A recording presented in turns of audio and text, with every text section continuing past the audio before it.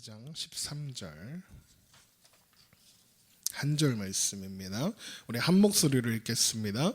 다윗이 나단에게 이르되 내가 여호와께 죄를 범하였노라 하매 나단이 다윗에게 말하되 여호와께서도 당신의 죄를 사하셨나니 당신이 죽지 아니하려니와. 아멘. 오늘은 다윗의 회개의 장면이 나오고 있습니다. 다윗은 하나님께 묻지도 않고 전쟁에 나섰던 사람이었습니다. 그 이야기가 사무엘하 8장에 자세히 기록되어 있었죠. 다윗이 하나님께 묻지 않았던 것은 그 전쟁들에 자신감이 있었기 때문입니다. 강한 군대가 있었고 다윗이 스스로 탁월한 지휘력과 전략을 가지고 있다고 생각했고 또 용맹한 전사들이 부하로 있었기 때문입니다. 그렇게 다윗은 군대를 이끌고 가나안 지역을 휩쓸고 다니면서 가나안 지역의 패자가 되었습니다. 그러면서 다윗은 점점 더 자신감이 쌓여져 갔겠죠. 다윗은 스스로 이기는 법을 알고 또 나라를 잘 통치하는 탁월한 능력이 있는 왕이라 이렇게 여기고 살아가고 있습니다. 그러나 사무엘하 8장은 성경은 이 승리가 다윗의 것이 아니라 하나님이 주신 것이다 라고 힘주어 기록합니다. 다윗이 어디로 가든지 여호와께서 이기게 하시느니라. 어떤 사람들은 이 말씀을 보고 하나님께서 다윗의 편을 들어주시는 것으로 생각하지만 이 이야기는 다윗의 생각과는 달리 이 승리가 다윗의 것이 아니라 하나님의 것이다 라는 것을 설명하기 위한 말씀임을 우리가 늘 확인하고 있습니다. 그런데 다윗은 이어지는 승리들이 자신의 공로라고 생각했고 그리고 그것으로 자신의 교만함으로 삼았습니다. 제가 하나님이면 다윗의 그 교만함을 꺾기 위해서라도 한번 후들겨 팰 것 같기도 한데 아니면 전쟁에 완전히 패배하게 해서 그 자존심을 완전히 꺾어버릴 만도 한데 하나님은 그렇게 계속 이기게 하십니다. 그리고 이 전쟁 속에서 다윗이 공격했던 모압과 암몬은 우리가 후에 알게 되었지만 다윗이 어려울 때 도와준 사람들입니다. 그러니까 은혜를 갚아야 하는 대상이지 전쟁을 일으켜서 쳐들어가서 공격해갖고 속국으로 삼아야 할 사람들이 아니었습니다. 그런데 다윗의 그 교만함이 자기가 받은 호의를 원수로 갚게 하는 그런 결과를 낳았죠. 그런데 그래서 나중에 이제 암몬에게 조문사절단을 또 보내니까 이 암몬 사람들이 보기에는 다윗이 미친놈인 거예요. 언제 공격해갖고 힘들게 할 때는 언제고 이제 와서 뭐 조문사절단을 보내고 친한 척을 해. 그러니까 암몬이 다윗을 대적했던 겁니다. 그래서 전쟁도 일어났던 거죠. 그러니까 이렇게 까불고 있는 다윗을 하나님 한번 혼내주실 만도 한데 하나님은 그냥 다윗이 승리하게 하십니다. 사실 이 말씀만 봤을 때는 이해가 잘 안 됐습니다. 다윗이 왜 이겨야만 하는가? 여러 가지 이야기들을 나누었는데 또 말씀을 보다 보니까 이것이 하나님의 계획 속에 있었구나라는 것을 배우게 되었습니다. 물론 다윗이 암몬과 모압까지 공격해서 이렇게 한 것은 다윗의 교만함 때문이었습니다. 그런데 그 이면에 하나님께서 이 전쟁들을 이기게 하신 하나님의 뜻이 있었다는 거죠. 다윗이 자기 마음대로 하고 있다 이렇게 생각하고 있었을지는 모르겠으나 하나님은 그 일을 통해서 하나님의 뜻을 이루고 계셨던 겁니다. 그 뜻이 무엇이냐? 민수기에 가면 있습니다. 민수기 24장 15절을 한번 보세요.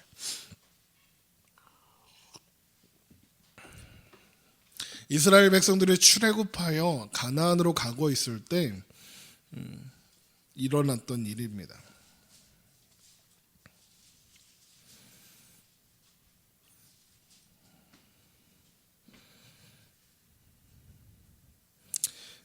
15절입니다. 예언하여 이르기를 부올의 아들 발람이 말하며 눈을 감았던 자가 말하며 하나님의 말씀을 듣는 자가 말하며 지극히 높으신 자의 지식을 아는 자 전능자의 환상을 보는 자 엎드려서 눈을 뜬 자가 말하기를 내가 그를 보아도 이때의 일이 아니며 내가 그를 보아도 가까운 일이 아니로다.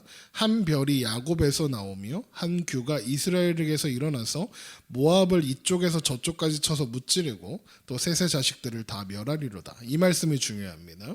여기 보면 한 별이 야곱에게서 나오고 한 규가 이스라엘에게 일어나서 모압을 치겠다 그럽니다. 근데 그게 끝이 아닙니다.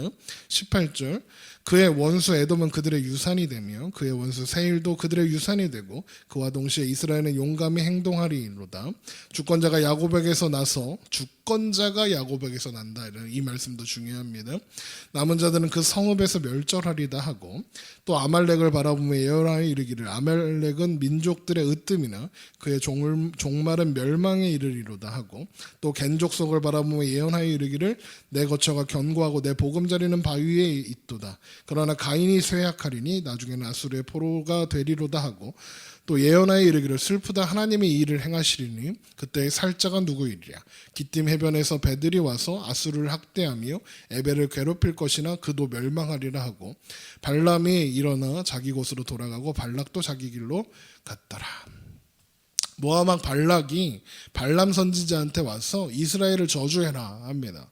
그런데 하나님께서 발람 선지자를 입을 막으시고 오히려 발락을 이름이 비슷해갖고 발락 왕을 모압을 심판하는 메시지를 하게 하시죠. 그때 하나님께서 이미 가나안 지역의 모든 족속들을 쓸어버리겠다는 말씀을 하셨습니다. 여기 보면 모압 또 암몬에 대한 이야기들이 나오고 있죠. 그러니까 지금 다윗이 지가 지 만족을 위해서 가나안 지역들을 평정하고 있지만 이미 하나님께서 출애굽한 이스라엘 백성들 하나님께서 구원하여서 자기 백성으로 삼은 자들을 유혹하고 괴롭게 한 일로 별이 야곱에서 나와서 한 주권자가 이스라엘에서 나와서 야곱에게서 나와서 한 규가 이스라엘에게 나와서 가나안 일대의 족속들을 다 쓸어버리겠다, 다 멸망시켜 버리시겠다는 말씀이 있었습니다. 야곱과 이스라엘에서 나오는 별과 규, 주권자 모두 왕을 이야기하는 겁니다. 그러면 지금 가나안 일대의 모든 족속들을 쓸어버린 왕이 누굽니까? 다윗이죠. 그러니까 하나님이 이미 민수기에서 출애굽 과정에서 지금 이스라엘 백성들을 괴롭히는 모압과 그 가나안 족속들을 향해서 너희들이 이렇게 될 것이다라고 하나님께서 예언하신 바가 있는 거예요. 여기 지금 말하는 야곱과 이스라엘에서 나오는 별, 규, 주권자 모두 1차적으로는 다윗을 가리키는 말입니다. 그리고 다윗이 예표하고 있는 분이 있죠. 바로 예수님입니다. 그러니까 다윗을 통해서 우리가 만나게 되는 메시아 되시는 예수님을 예표하고 있는 것이 야곱과 이스라엘에서 나오는 별, 규, 주권자가 그렇습니다. 그러니까 다윗은 스스로 옳은 기준을 따라서 모압과 은혜를 갚아야 할 모압과 암몬에게 공격하고 멸망시키고 조물사절단을 보내고 막 지 맘대로 하는 것 같지만 그런데 성경이 그 승리가 다윗의 것이 아니라 하나님의 것이다 라고 말씀하고 있는 것은 하나님께서 이미 출애굽 때부터 이 일을 준비하신 일이기 때문이라는 거죠. 그러니까 다윗이 왜 이렇게 멍청한 짓을 하나? 왜 자기한테 은혜를 준 사람들한테도 이렇게 가서 나쁜 짓을 하나 이해할 수 없었는데 하나님의 계획과 뜻이 다 있었다는 겁니다. 그래서 우리는 하나님이 뜻하신 바를 하나님의 때에 하나님의 방법으로 반드시 이루신다는 것을 우리는 기억해야 합니다. 지금 다윗이 지 맘대로 하잖아요. 하나님 뜻과 상관없이 막 움직이잖아요. 그런데 그렇게 자기 마음대로 하는 그 놈을 통해서도 하나님은 하나님의 일을 이루어내시더라는 거예요. 그래서 우리가 살아가는 오늘들의 한숨이 있고 아픔이 있더라도 낙심하거나 좌절하지 않을 수 있는 겁니다. 우리의 오늘들은 결과가 아니기 때문에 그래요. 하나님은 선하신 분이고 하나님의 자녀들을 끝까지 포기하지 않고 지키시고 하나님이 약속하신 것을 반드시 이루시는 분임을 우리가 이 다윗의 멍청한 일을 통해서도 일하시는 하나님을 바라보며 확인하게 되는 거죠. 물론 다윗은 이런 하나님의 역사를 전혀 인식하지 못했습니다. 우리가 살아가는 동안에 우리가 어려운 일이 있고 뭐 좋은 일이 있고 이럴 때도 하나님의 역사와 하나님의 일하심을 인식하지 못하고 살아가는 것처럼 다윗도 그랬습니다. 그저 자신이 이룬 업적과 성취에 도취되어서 죄악의 한가운데로 스스로 걸어 들어갔습니다. 하나님께 묻지 않고 전쟁했습니다. 또 다윗이 자기가 일으킨 전쟁에 자기 마음대로 나가지 않았습니다. 부하들만 보내서 궁전에 머물러 있었죠. 그래서 무슨 짓을 합니까? 다른 사람의 아내를, 그것도 충성스럽고 용맹스러운 장수의 아내를 간음을 저지릅니다. 그리고 그 죄를 덮겠다고 그 장수를, 즉 그 부하를, 그 남편을 죽이기까지 했습니다. 이렇게 다윗이 죄악이 점점 더 끔찍해 가고 있었지만 다윗은 자신이 죄를 저지르고 있다고 전혀 생각하지 않았습니다.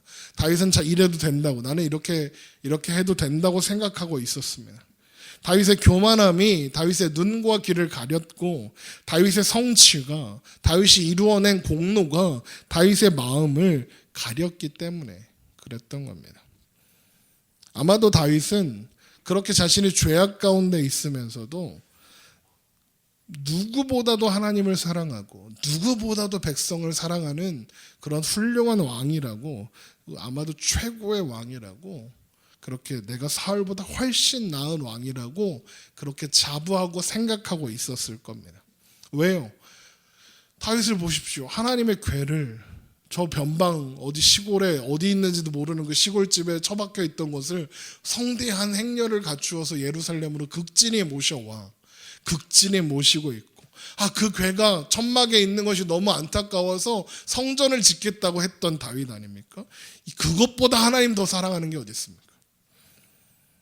게다가 전사한 장수의 아내를 아내로 삼아서 그 기업을 직접 기업 무르는 사람이 되었으니 백성을 얼마나 사랑한다고 생각하겠습니까?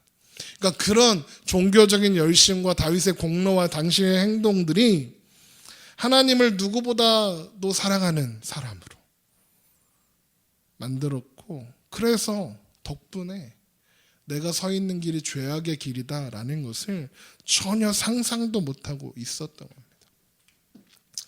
그래서 이렇게 뉴스나 이런 걸 보면 그런 거 있잖아요. 막 교회가 크게 막 성장하고 막 그런데, 그러면 마치 약속이라도 한 것처럼 목사들이 사고를 쳐요. 여자 문제가 일어나고 뭐 돈 문제가 일어나고 막 그래요. 교회를 잘 졌어. 막 그런 소식이 들려와요. 왜 그런가? 교회를 성장시키기 위해서 내가 이렇게 애썼으니 나는 훌륭해. 교회를 짓기 위해서 내가 이렇게 애를 썼으니 내가 그렇게 훌륭해. 그렇게 생각했어요. 그러니 이 정도는 괜찮아. 내가 이 정도도 못 받아?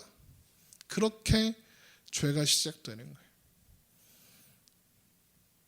11조를 많이 하고, 목사들만 그런 게 아니에요. 11조 많이 하고 내가 봉사를 많이 해. 그러면 물론 교회의 덕이 돼요. 그렇죠? 11조 많이 하세요, 여러분. 11조 많이 하게 되길 원해요. 그런데 그게 전부라면, 그게 자랑이 되고 공로가 되면 그런 열심에도 불구하고 그 사람은 죄악의 길에 서게 되기가 십상이라는 거예요.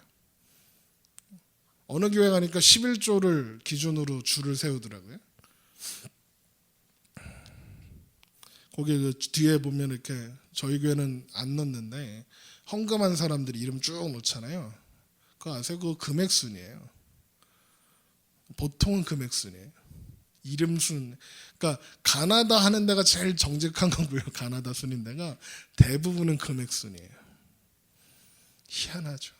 그렇게 줄을 세워요. 성도들이 모르냐? 다 알아요. 다 아는데 그렇게 해요. 그리고 그거에 대해서 문제 제기하는 사람이 없어요. 참. 그러니까 그게 자랑이 되고 그게 열심이 되어서 자신의 삶에서 죄악을 저지르고 있는 것들은 보지 못하게 하는 것 같아요. 그래서 성경은 그런즉 선줄로 생각하는 자는 넘어질까 조심하라 이야기하는 겁니다. 아마도 이 바울의 권면은 자신을 향한 이야기일 수도 있어요. 바울 자신을 향한. 선교의 현장에서 누구보다도 교만해질 수 있는 사람이 바울 아닙니까? 그러니까 바울은 자신을 향해서 늘 이야기했던 거예요. 까불지 마. 네가 어떤 놈인 줄 알아? 네가 스데반을 죽인 놈이에요. 예수 믿는 사람들을 잡아서 핍박하던 놈이에요. 까불지 마. 네가 아무리 잘나봤자 겨우 그 정도야. 넌 죄인의 괴수야. 자꾸 그렇게 스스로 되뇌어야 했던 겁니다. 교만해질 수 있었으니까요. 그래서 바울이 내가 나된 것은 하나님의 은혜니 내가 한 것이 아니오 오직 나와 함께 하신 하나님의 은혜다. 그 삶에 계속 고백해야 하는, 고백하고 또 고백해야 했던 거예요. 왜요? 교만해지니까요. 그러니까 바울도 그랬으니 오죽하겠습니까? 우리의 신앙이, 우리의 믿음이, 우리의 열심이, 우리의 헌신이 우리를 교만하게 하고 우리를 망가뜨리지 않도록 우리는 늘 경계해야 합니다. 그런데 또 이런 말을 하잖아요. 그러면 사람들이 그래요. 아, 그러면 열심을 하지 말고 헌신을 하지 말고 헌금을 안 하면 되겠네요. 네. 그러는 사람이 꼭 있어요. 아, 미치겠어 아주. 하기 싫으면 그냥 안 하면 되지. 목사님이 하지 말랬다고. 저 하늘슬에게 이모상 목사님이 하지 말랬다고. 참 웃기고 있다. 교만해질까봐 두려워서 안 한다. 그게 더 나쁘죠. 예. 우리가 어떤 자리에서 어떤 은혜를 받아서 이 자리에 있게 되었는가를 생각하고 잊지 말아야 한다는 이야기를 드리는 겁니다.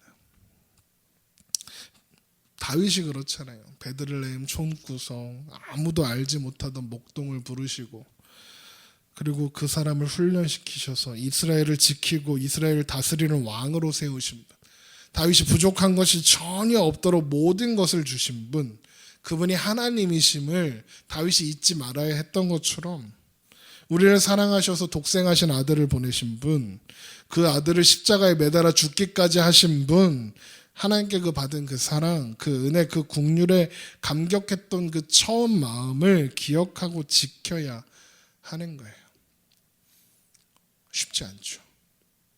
처음 마음 지키는 게 정말 어려워요. 초심, 웃기고 있네. 초심 지키고 사는 사람 별로 없어요. 초심을 지켜야지 그러면서도 초심 안 지키잖아요. 어려운 일이에요.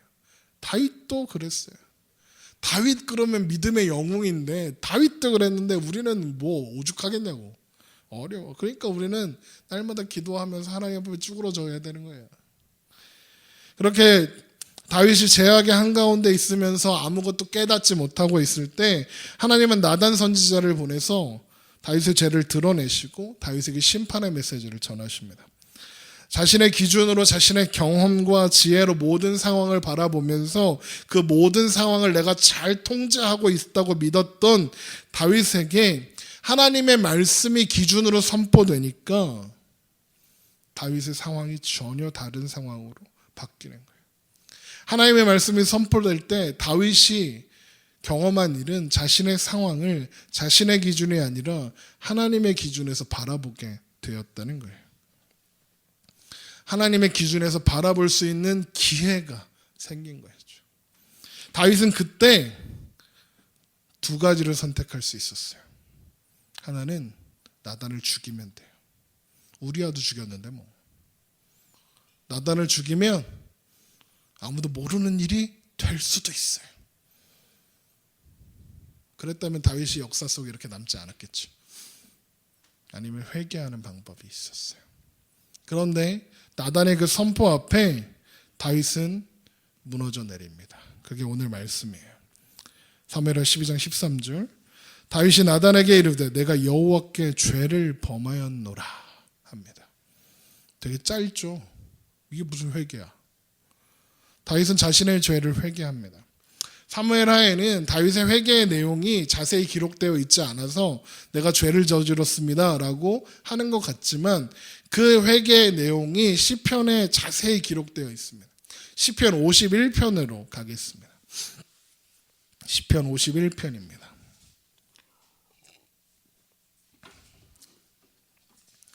시편들은 제목들이 다 붙어 있는데 시편 51편의 제목이 특별히 이렇습니다. 다윗의 시 인도자를 따르라 부르는 노래. 다윗이 밧세바와 동침한 후 선지자 나단이 그에게 왔을 때라고 제목이 붙여져 있습니다. 그러니까 사무엘하 12장 13절에서 언급된 다윗이 회개하는 내용이 시편 51편인 겁니다. 그런데 그 말씀을 이렇게 보다 보면 다윗이 하는 회개가 우리가 생각하는 회개랑 좀 다르다는 것을 알 수 있습니다. 우선 다윗은 자기가 우리 회개하면 뭐 어떻게 해요?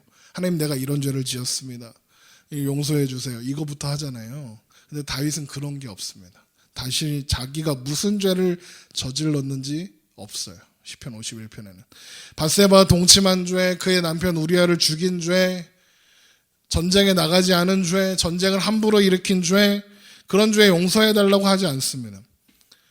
그리고 우리가 그런 죄 지었다고 할 때, 회개할 때 뭐라고 합니까? 하나님 그 죄를 내가 어쩔 수 없이, 내가 상황이 이래서 이렇게 핑계나 변명을 늘어놓지 않습니까? 그런 변명도 없습니다. 우리는 보통 잘못하면 왜 그런 잘못을 할 수 없는가에 대해서 설명하려고 애쓰는데 다윗은 설명하지 않습니다. 그리고 또 우리가 하는 회개는 뭡니까? 이번만 용서해 주시면 다시는 죄를 안 짓겠습니다. 뻥을 치죠. 보통 이번만 이렇게 해서 위기를 넘기잖아요. 네. 또 안 그러는 사람은 없어요. 그렇죠? 아무튼 그런데 다윗의 회개에는 변명도 핑계도 없습니다. 대신 이런 고백이 나옵니다. 시편 51편 1절을 보세요. 하나님이여 주의 인자를 따라 내게 은혜를 베푸시며 주의 많은 국류를 따라 내 죄악을 지워주소서. 나의 죄악을 맑게 씻으시며 나의 죄를 깨끗이 제하소서. 물은 나는 내 죄가를 아오니 내 죄가 항상 내 앞에 있나이다. 내게 주께만 범죄하여 주의 목전에 악을 행하여 싸우니 주께서 말씀하실 때에 의로우시다 하고 주께서 심판하실 때에 순전하시다 하리이다. 내가 죄악 중에 출생하였으며 어머니가 죄 중에서 나를 잉태하였나이다. 다윗이 지금 이 말이 무슨 뜻이냐면 나는 애초에 죄인입니다 그러는 거예요. 나는 한 번도 의로웠던 적이 없습니다. 그랬잖아요. 죄를 저지르고 이번 한 번만 용서해 주시면 제가 앞으로 잘할 수 있습니다라고 우리는 한다고요. 근데 다윗은 뭐라고 하느냐? 나한테 아무리 좋은 기회가 주어져도 아무리 좋은 환경이 주어져도 나는 결국 죄를 지을 수밖에 없습니다. 다시 한번 기회를 주셔서 결국 내가 막 이렇게 잘할 수 있는 기회를 주신다 해도 나는 똑같이 이 자리에 서는 그런 놈입니다. 그 얘기를 하는 거예요. 그래서 다윗이 하는 얘기가 뭐예요? 하나님 내 죄를 씻어주세요. 구원해 주세요. 그러는 겁니다. 6절을 보세요. 보소서 주께서는 중심이 진실함을 원하시오니 내게 지혜를 은밀히 가르치시리이다. 가르쳐달라는 거예요. 나는 모른다 이거예요. 우슬초로 나를 정결하게 하소서. 내가 정하리이다. 나의 죄를 씻어주소서. 내가 눈보다 희리이다. 내게 즐겁고 기쁜 소리를 들려주시사 주께서 꺾으신 뼈들도 즐거워하게 하소서.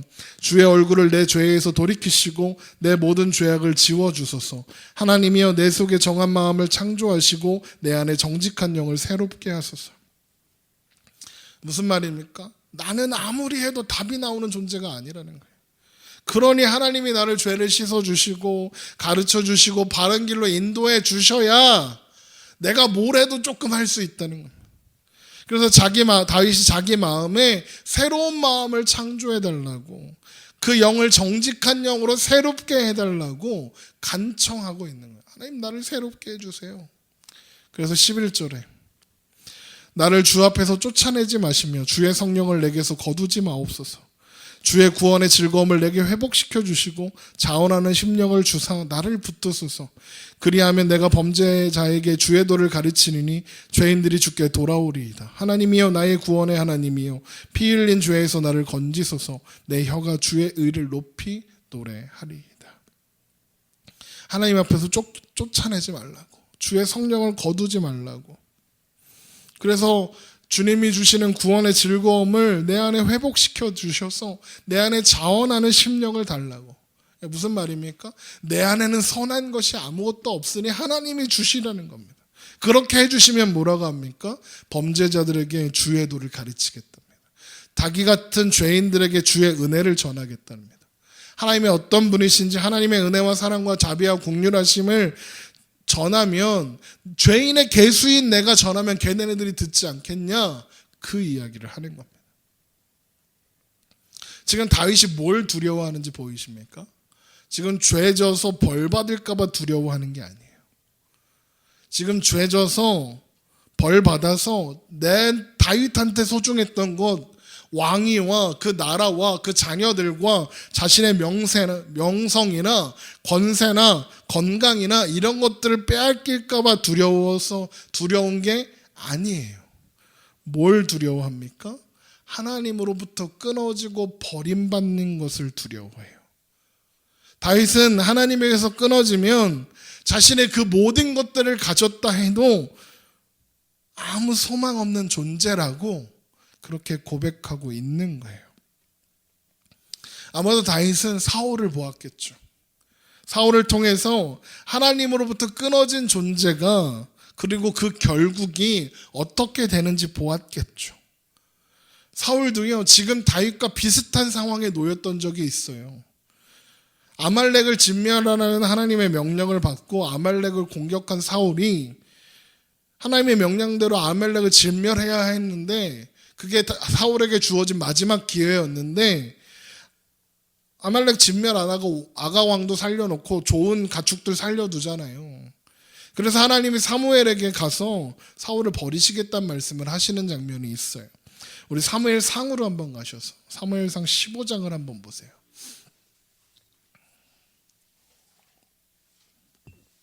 사무엘상 15장 20절입니다.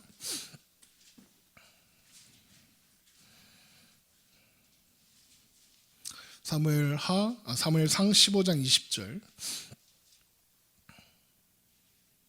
보세요. 사울이 사무엘에게 이르되 나는 실로 여호와의 목소리를 청종하여 여호와께서 보내신 길로 가서 아말렉 왕 아각을 끌어왔고 아말렉 사람들을 진멸하였으나 다만 백성이 그 마땅히 멸할 것 중에서 가장 좋은 것으로 길갈에서 당신의 하나님 여호와께 제사하려고 양과 소를 끌어왔나이다 하는지라. 사무엘이 이르되 여호와께서 번제와 다른 제사를 그의 목소리 청종하는 것을 좋아하신 같이 좋아하시겠나이까? 순종이 제사보다 낫고 듣는 것이 순양의 기름보다 나으니 이는 거역하는 것은 점치는 죄와 같고 완고한 것은 사신 우상에게 전하는 죄와 같음이라.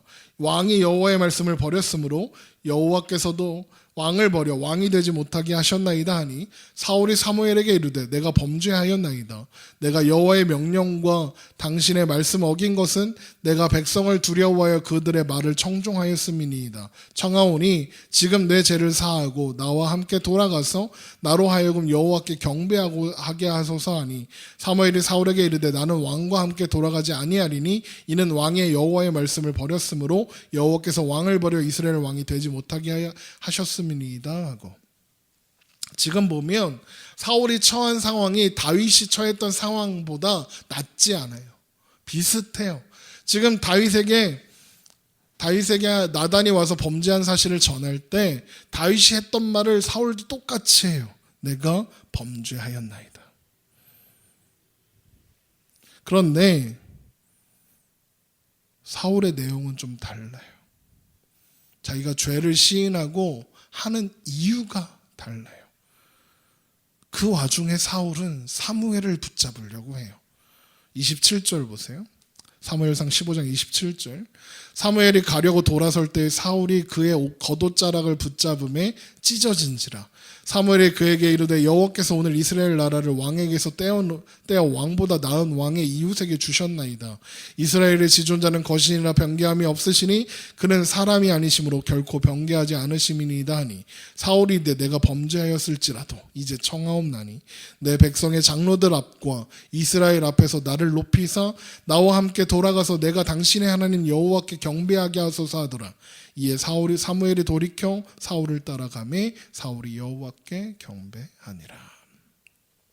사울이 사무엘을 왜 붙잡습니까? 내 백성들의 장로들 앞과 이스라엘 앞에서 나를 높여주소서 그럽니다. 사울이 지금 중요한 게 뭡니까?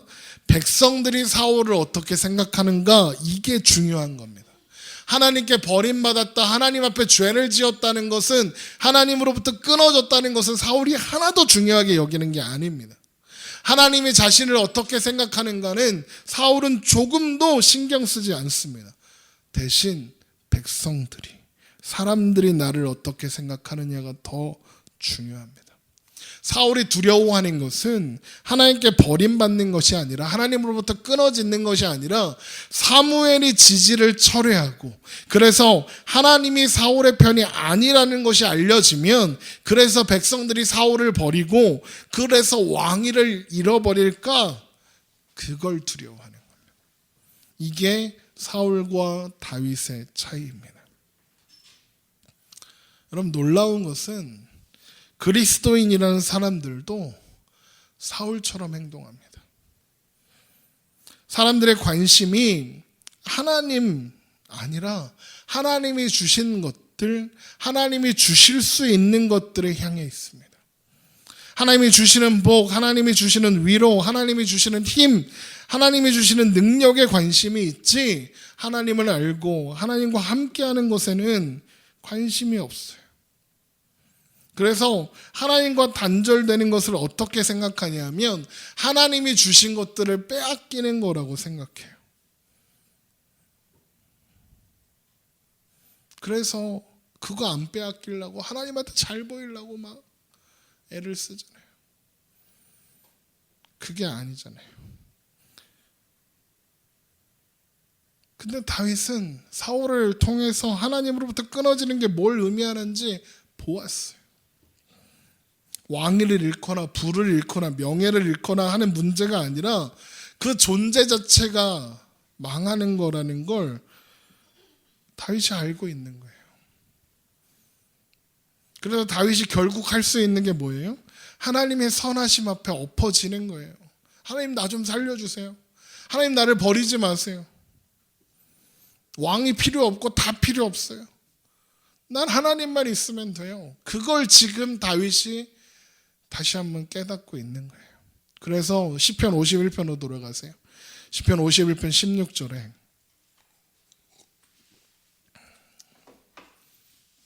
사울은 죄를 짓고 하나님 앞에 제사를 드리려고 했어요. 그런데 다윗은 뭐라고 하는지 보세요. 시편 51편 16절. 주께서는 제사를 기뻐하지 아니하시니 그렇지 않으면 내가 드렸을 것이라. 주는 번제를 기뻐하지 아니하시니이다. 하나님께서 구하시는 제사는 상한 심령이라. 하나님이여, 상하고 통회하는 마음을 주께서 멸시하지 아니하시리이다. 주의 은택으로 시온의 선을 행하시고 예루살렘 성을 쌓으소서. 그때 주께서 의로운 제사와 번제와 온전한 번제를 기뻐하시리니 그때 그들이 수소를 주의 제단에 드리리이다. 하나님이 구하시는 건 제사가 아니라 상한 심령이랍니다. 사울과 다른 점입니다. 있는 모습 그대로를 하나님 원하신답니다. 그럴듯한 척, 멋진 척, 죄인 아닌 척, 뭐라도 있는 척, 그래서 이것저것 챙겨와서 내놓고 예배드리고 하나님을 위해서 내가 뭔가 하겠다고, 내가 뭔가 할 수 있다고 까부는 게 아니라 자신의 못난 현실, 자신의 못난 모습, 그 좌절과 그 아픔을 가지고 하나님 앞으로 나아가는 것을 하나님이 원하십니다. 이렇게 인간이 하나님 앞에 단절되어 끊어진 것은, 그리고 그 일이 인간의 최악의 비극입니다. 하나님부터 끊어지는 것. 그 일이 언제 일어납니까? 아담이 에덴에서 쫓겨날 때 하나님으로부터 단절되어 살아가게 됩니다. 그런 사람들은 끊임없이 하나님을 찾았습니다. 하나님을 대신할 것들을 찾았습니다. 그런 하나님을 찾을 수 없었죠. 그래서 하나님이 어떻게 하십니까? 하나님이 찾아오셨습니다. 그 인생을 붙잡아 인도하셨습니다. 그래서 이 땅에 믿음의 사람들이라는 사람들이 생겨났습니다. 죽음을 보지 않고 하나님 품에 안긴 에녹이 방주를 지은 노아가, 믿음의 조상 아브라함이, 이삭이, 야곱이, 요셉이, 모세가, 여호수아가, 사무엘이, 다윗이 바로 그 사람들입니다. 아무 답 없는 존재에게 하나님 찾아오셔서 그를 믿음의 조상으로, 그를 방주를 만드는 사람으로, 그를 이스라엘을 구원하는 역할을 하는 선지자로 세우신 겁니다. 나중에 기회가 되면 이 사람들의 이야기를 다 살펴보면 참 좋을 것 같아요. 이 사람들의 공통점이 뭔지 아십니까? 답이 없습니다. 이런 똥멍청이들이 없습니다. 하나님의 은혜가 아니면 아무것도 아닙니다. 여기 정상적인 사람이 어디 있습니까? 노아 믿음의 사람, 술 처먹고 빨개 먹고 있다가, 아브라함은요 마누라를 2번이나 팔아먹었어요. 이삭은요 걔도 마누라 팔아먹습니다. 야곱은요 얘는 심각하죠. 모세는 안 그랬습니까? 여호수아도 똑같습니다. 사무엘은요 자식 교육 잘못 시켰죠. 뭐가 나갑니까? 다윗은 우리가 계속 보잖아요. 인간 쓰레기잖아요. 나은 놈이 뭐가 있습니까? 그러나 하나님은 그들의 시간 속에 찾아오셨고, 다 하나님과 끊어진 아담의 후예들이었는데, 그들의 인생을 붙잡아 인도하셔서 성경에 그들의 이야기를 남겨두셔서 하나님의 하나님 되심이 어떻게 드러나는지, 하나님이 단절된 사람들을 어떻게 이끌어 가시는지 보여주셨어요. 뭡니까? 하나님과 끊어진 건 내가 애쓴다고 되는 일이 아니라 하나님이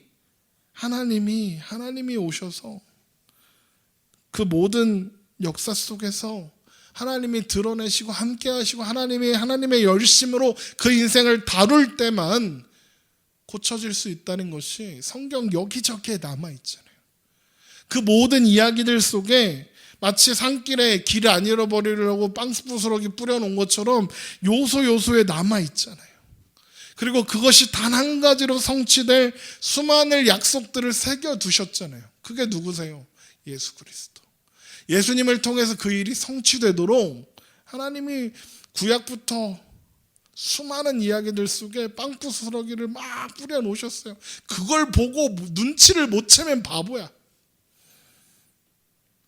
예수님이요 그래서 아담이 끊어놓은 하나님과의 관계를 지금 그래서 다윗이 두려워하고 있는 하나님으로부터 끊어지는 그 결과를 영원히 회복시키시려고 이 땅에 오신 거예요. 에베소서 2장 14절을 보세요.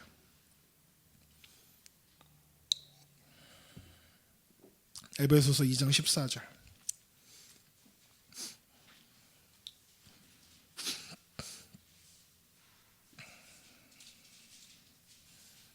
에베소서 2장 14절입니다.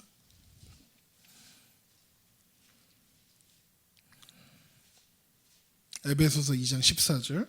그는 우리의 화평이신지라 둘로 하나를 만드사 원수된 것 곧 중간에 막힌 담을 자기 육체로 허시고 법조문으로 된 계명의 율법을 폐하셨으니 이는 이 둘로 자기 안에서 한 세 사람을 지어 화평하게 하시고 또 십자가로 이 둘을 한 몸으로 하나님과 화목하게 하려 하심이라. 원수된 것을 십자가로 소멸하시고 또 오셔서 먼 데에 있는 너희에게 평안을 전하시고 가까운 데 있는 자들에게 평안을 전하셨으니 이는 그로 말미암아 우리 둘이 한 성령 안에서 아버지께 나아감을 얻게 하려 하심이라. 예수님께서 오셔서 십자가를 통해서 이루신 구원은 막힌 담을 허시고 관계를 회복하시는 거라는 거예요. 그러기 위해서 예수님이 십자가에 오르셨죠. 그리고 그 십자가에서 예수님은 하나님으로부터 버림받습니다. 하나님으로부터 끊어지십니다. 주님께서 잡히시던 밤에 겟세마네 동산 어귀에서 땀방울이 핏방울이 되도록 기도하셨다는 것 우리 다 알고 있죠. 그런데 그 기도하시는 내용을 보면 예수님이 지금 십자가에 오르시는 걸 너무 두려워한다는 걸 알 수 있어요. 우리 누가복음 22장 한번 보세요.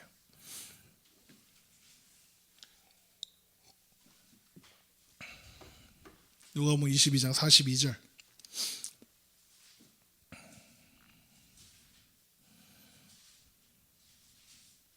누가복음 22장 42절입니다.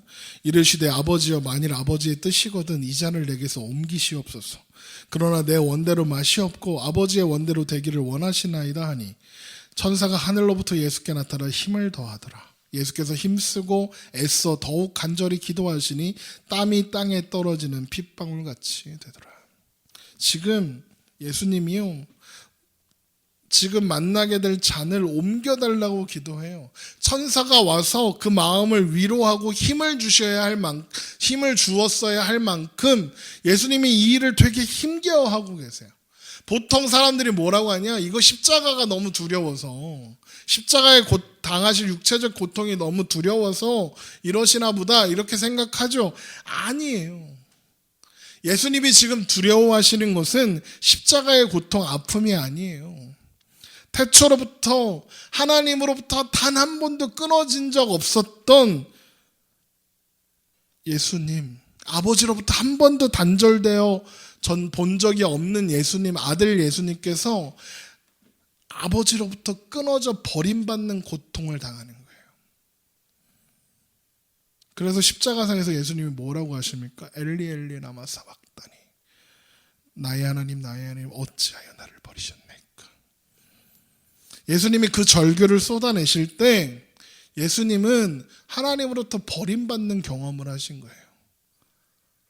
예수님이 하나님으로부터 버림받을 필요가 있으신 분입니까? 없었어요. 그런 경험을 단 한 번도 하신 적이 없었어요. 그런데 인간의 죄로 인해서 하나님과의 끊어진 그 단절을 예수님이 그대로 당하셔야 했던 거예요. 그래야 끊어졌던, 그래서 막혔던 하나님과의 우리와의 관계가 회복할 수 있었으니까요. 그래서 예수님께서는 십자가에서 그 단절을 경험하시고 나서야 선언하세요. 다 이루었다. 그리고 숨을 잠시 거두십니다. 다윗이 하나님과 끊어진 것을 그토록 두려워하고 그것을 감당할 수 없어서 하나님 앞에 절규함에 매달리는 그 모습은 예수님께서 십자가를 앞두고 겟세마네 동산에서 흘리셔야 했던, 하나님과의 단절을 앞두고 그 마음의 고통을 느끼며 흘리셨던 눈물의 모형으로서 주어지는 거예요. 다윗이 그렇게 울어야 했던 거예요. 예수님이 그 당하시는 고통이 무엇인지 보여주기 위해서. 그 눈물과 그 절규를 통해서만 막힌 담이 허물어지고 원수되었던 관계가 회복될 수 있으니까요. 찬송가 438장 그 찬송가 3절의 가사가 이렇습니다. 높은 산이 거친 들이 초막이나 궁궐이나 내 주 예수 모신 곳이 그 어디나 하늘나라. 이게 찬송가 438장 3절의 가사입니다. 천국은 다른 데 있는 게 아니라 하나님 안에 있는 것, 하나님과 함께 사는 것, 하나님과 함께 하는 게 천국이라. 하나님과 단절되고 끊어진 상태로 사는 것, 그게 지옥을 사는 거래요. 그래서 높은 산이 거친 들이 초막이나 궁궐이나 상관없이 하나님과 함께 있는 것, 그것이 천국이라고 하는 거예요. 아픈 마음, 괴로운 마음, 아픈 육체, 힘겨운 삶의 현장, 그 어떤 것도 하나님과 함께하는 이의 천국을 무너뜨릴 수는 없다 이야기하는 거예요. 그래서 예수님이 말씀하시는 거예요. 하나님 나라가 어느 때에 임하니까 묻거늘 예수께서 대답하여 이르시되 하나님 나라는 볼 수 있게 임하는 것이 아니요 또 여기 있다 저기 있다고도 못하리니 하나님 나라는 너희 안에 있느니라. 결국 하나님은 그 무엇보다도 하나님과의 단절을 두려워했던 다윗의 회개를 받으세요. 용서하세요. 예수님과의 단절을, 예수님이 하나님으로부터 버림받는, 하나님으로부터 끊어지는 단절을 경험함으로써 우리 인류를, 우리 사람들을, 우리들을 용서하여 주신 것처럼 다윗을 용서하세요. 사무엘하 12장 13절 오늘 말씀으로 다시 돌아와서 다윗이 나단에게 이르되 내가 여호와께 죄를 범하였나로 하매 나단이 다윗에게 말하되 여호와께서 당신의 죄를 사하셨나니. 우리도요, 우리 스스로를 바라보면 다윗처럼 스스로 답 없는 존재임을 매일 깨닫게 됩니다. 하나님을 믿는데 힘들어. 의심도 되고 이게 맞나 싶기도 하고, 어떨 때는 그래서 하나님 없는 것처럼 살고 싶어서 그렇게 막 살다가 하나님이 계시지 않는 나는 아무것도 아니라는 것도 알게 돼서 또 하나님 앞에 오고, 그래도 하나님 살아계시면 나한테 이러시면 안 되는 거 아닌가? 막 이런 생각 들어서 막 하나님이 뭐고 교회고 뭐고 예배고 뭐고 그냥 내 맘대로 살래 막 그러다가도 하나님 살아계신 거 알아갖고 또 기어오고.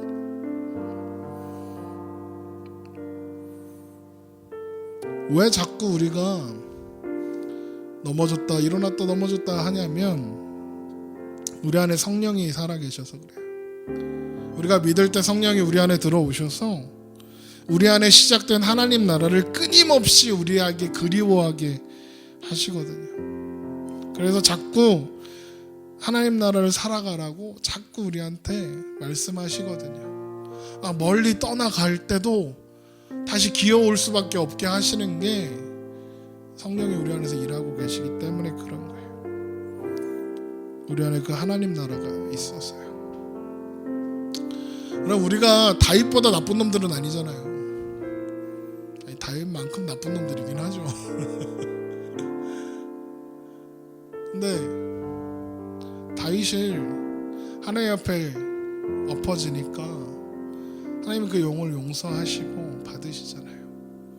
물론 그 죄가 그냥 용서되는 게 아니에요.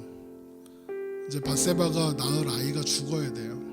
예수님이 죽으셔야 했던 것처럼 다윗의 모든 순간들은요, 예수님께서 이루신 일들의 모형이기도 하거든요. 대가 없는 죄 용서는 없어요. 그 이야기 이제 다음 시간에 살펴볼 건데,